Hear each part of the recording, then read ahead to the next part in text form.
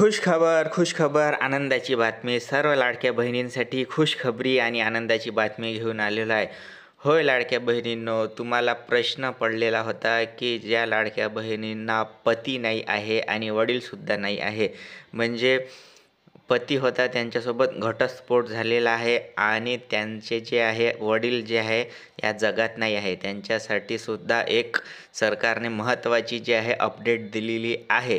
बघा, वेबसाईटमध्ये बदल करणार आहे. आदितीताई तटकरे लाडकी बहीण योजनेतील वेबसाईटमध्ये बदल करणार म्हणून स्पष्ट सांगितलेलं आहे.